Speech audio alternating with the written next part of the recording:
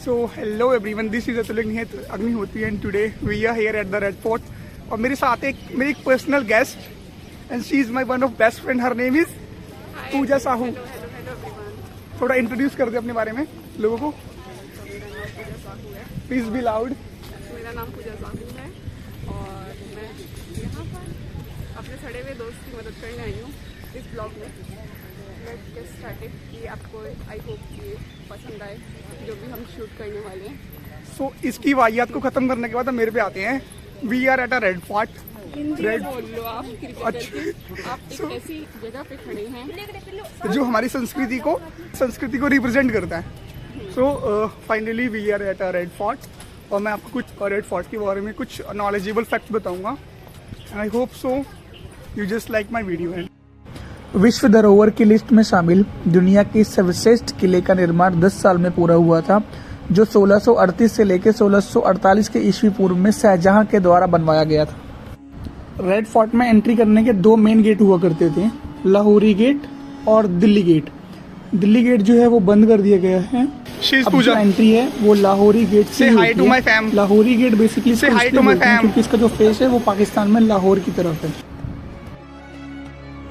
छत्ता चौक या छत्ता बाजार या फिर मीना बाजार, इसे बेसिकली सजा की दोनों बेटियों रोशनारा और जहनारा के लिए लगवाया गया था. इस मार्केट में लेडीज आइटम बिकता था और अभी भी रिसेंटली लेडीज आइटम ही बिकता है. और ये जो मार्केट है बेसिकली उस टाइम पे लेडीज के द्वारा ही लगाया जाता था और लेडीज ही यहाँ पे आके शॉपिंग कर सकती थी. जेंट्स का यहाँ पे आना अलाउ नहीं हुआ करता था. और अभी भी यहाँ पे फैंसी आइटम्स, ज्वेलरीज और आर्टिफिशियल चीजें ईजिली उपलब्ध हो जाती हैं.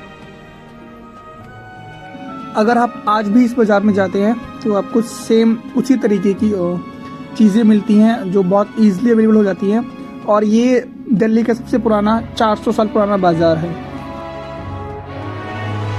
छत्ता चौक या लाहौरी गेट की तरफ जाते हुए ये पूर्व दिशा में पड़ता है और इसे नौबत खाना बोलते हैं.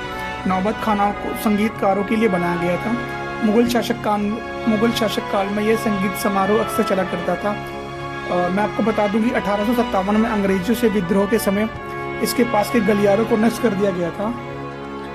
और ये जो दीवार पे आप निशान देख रहे हैं, यहाँ पे बेशकीमती पत्थर लगे हुए थे जो अंग्रेजों के द्वारा निकाल लिए गए थे.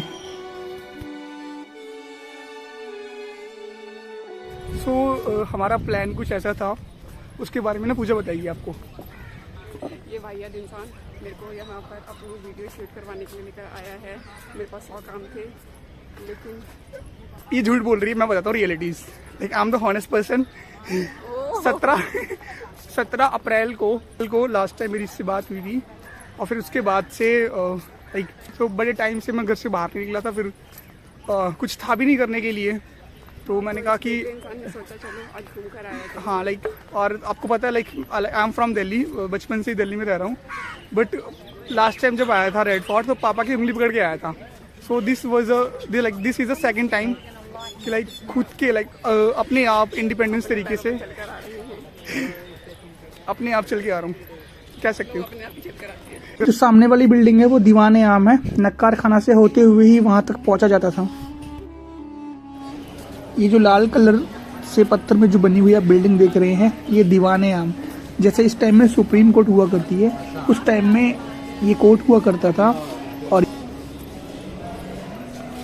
और ये जो सामने की तरफ आप पार्क देख रहे हो, ये नकार खाना से होते हुए ही हम आए थे. तो उस टाइम पे ना लेफ्ट साइड पे लेडीज बैठा करती थी और राइट साइड पे जेंट्स बैठा करते थे. और जो सामने की तरफ है ये नकार खाना ही है जहाँ से हम होकर आए हैं. तो जिसको भी कोई इश्यूज हुआ करता था यहाँ पे जो है शाहजहां बैठा करता था और वो लोगों की फरियाद सुना करता था. और इसके आसपास में इनके नीचे की तरफ जो उनके मिनिस्टर्स थे उनकी कुर्सियां हुआ करती थी. तो इस तरीके से ही ये कोर्ट रूम चला करता था और यहाँ पे वो लोगों की फरियाद सुना करता था. पूछो तू कुछ दीवाने खास के बारे में बताना चाहेगी? दीवाने खास के बारे में तो अकबर का जहाँ पे जिसका सीट्स वगैरह रखी हुई है, किस लिए फेमस था? शाहजहां का सारी. सो अब हम आ चुके हैं रंग महल की ओर. इसको रंग महल इसलिए कहा जाता है क्योंकि इसका आंतरिक भाग मूलतः चित्रित था, जिसके कारण ही इसका नाम रंग महल पड़ा. यह राजकीय आवासों में सबसे बड़ा था और इसे इम्तियाज महल भी कहा जाता है। लाल किले का सबसे बड़ा महल होने के कारण ही इस महल में 6 कक्ष थे, यानी कि 6 रूम्स थे इसके अंदर में। और ये जो महल के सामने आप गलियारा सा देख रहे हो, इसे नहर बहिश यानी कि स्वर्ग की जलधारा कहते हैं। इसके केंद्र में संगमरमर का एक कुंड है, कहा जाता है इसमें हाथी का दांत लगा हुआ है। ये रंग महल का दक्षिणी हिस्सा है और इसके ऊपर दीवारों और छतों के ऊपर शीशे के नक्कार छोटे छोटे लगे हुए हैं जो प्रकाश का काम करती हैं। इस गेट को यमुना गेट कहते हैं। इसी गेट से लास्ट मुगल शासक बहादुर शाह जफर आखिरी बार निकले थे और 1648 में जब इस किले को कंप्लीट हुआ था, सो शाहजहां की एंट्री जो है वो यहीं से हुई थी, ना कि लाहौरी गेट से। ये रंग महल का उत्तरी हिस्सा है। इस महल में दीवारों तथा छतों के ऊपर शीशों के छोटे छोटे टुकड़े जड़े हुए हैं जो एक प्रकार की रोशनी देने का काम करते हैं। और कहते हैं कि औरंगजेब ने अपने पिता को 3 दिन के लिए इसी में बंदी बनाया था और फिर उसके बाद उनको आगरा की जेल में शिफ्ट कर दिया गया था। ये जो महल के अंदर ऊपर आप गुम्बद देख रहे हो, ये डेडिकेट करा करता था आम आदमी को, सिविलियंस को, कि ये राजा का कक्ष है।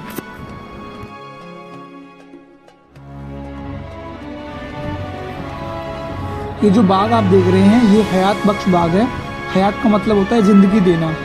इस बाग के अंदर फल और जड़ी बूटियाँ लगाई जाती थी जो रोगियों के लिए उस टाइम पे औषधियों का काम करा करती थी। इट मीन्स मेडिसिन का काम करा करती थी। ये जो ब्लॉग आप सामने की तरफ देख रहे हैं, ये बहादुर शाह जफर ने 1842 में बनवाया था और वो शाम का टाइम यहाँ पर बैठ के बागों में आराम किया करते थे और यमुना नदी का पानी जो है इसके आसपास बहता था और वो शाम को फिशिंग करा करते थे यहाँ पे। मुमताज महल लाल किले का सबसे पहला म्यूजियम है। इसमें मुगल बादशाह की चेयर्स, गद्दियाँ, बर्तन, ये सब चीज़ें रखी हुई थी। 1857 में इसे अंग्रेजों ने नष्ट कर दिया था और इसको अपना मेस बना लिया था और उस मेस के चक्कर में इसकी जो कंडीशन है बहुत ख़राब हो गई थी, तो 2018 में इंडियन गवर्नमेंट ने इसका रेनोवेशन करवाया है और अब जाके खुला है। सो एक्सप्लोर करने के बाद हम ना लाल किले के मेस में जा रहे थे, मीन्स कैंटीन में जा रहे थे। तो हमें ना ये 2 पीपल्स मिले। ये दोनों डॉक्टर्स हैं, maybe they both are couple, I don't know. ज़्यादा कुछ बात नहीं हुई थी हमारी इनसे, बट नॉर्मल कुछ कन्वर्सेशन हुई थी। सो इनका नाम जे स्टेमस था, लड़के का नाम, and I don't know about the girls name. Insta में है मेरे, I will be search and then telling you about on a comment box. So इनसे ना कुछ अच्छी मीटिंग्स हुई, कुछ अच्छी बातें हुई और फाइनली इनसे मिलकर अच्छा लगा। दे बोथ आर डॉक्टर और ये इंडिया विजिट पाए हुए थे। After that they will go Rajasthan and I am suggesting them to visit Banaras. लाल किले के पूर्णतः निरीक्षण के बाद मैंने और पूजा ने डिसाइड किया कि हम कैंटीन में जाके कुछ खाते हैं, क्योंकि इसको बहुत ही प्यास लगी हुई थी। और तो हम मेस में चले गए, आई मीन कैंटीन में चले गए। मैं आप लोगों को ये सजेस्ट करूँगा कि आप यहाँ से कुछ भी ना खरीदें, बहुत कॉस्टली है और बहुत वाहियात है। सो हमें तो बहुत महंगा पड़ा। तो अगर मैं आपको ओवरऑल रेड फोर्ट का रिव्यूज़ दूँ तो ये कुछ ऐसा होगा कि विजिटिंग जो है it is a must compulsory for us. हमें बहुत कुछ हमारी हिस्ट्री के बारे में पता चलता है और उसके बाद टिकट्स के जो प्राइस है वो नॉर्मल है, 50 रुपीज़ के आसपास की है। और जो म्यूज़ियम की टिकट है वो आपको अलग से लेनी पड़ती है। रेड फोर्ट के अंदर 3 म्यूज़ियम हैं, हमने 2 ही एक्सप्लोर करे, एक मिस हो गया। So if I am having a good time then I will upload the video. और उसके बाद मैं आपको कैंटीन बिल्कुल सजेस्ट नहीं करूँगा। हाँ, आप अपनी पानी की बॉटल अपने साथ कैरी करें, क्योंकि आपको पानी वहाँ पे नहीं मिलता है।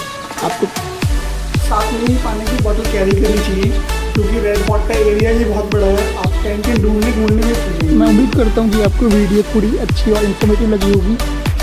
So till the time, thanks for watching and keep exploring.